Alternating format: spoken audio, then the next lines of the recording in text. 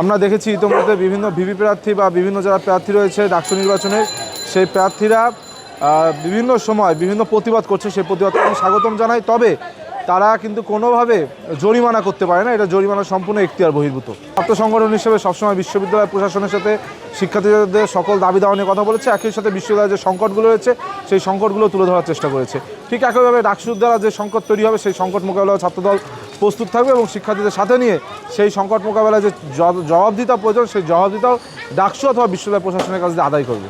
যুক্তরাষ্ট্রের 1 নম্বর gym chain gold gym এখন আবারও বাংলাদেশে।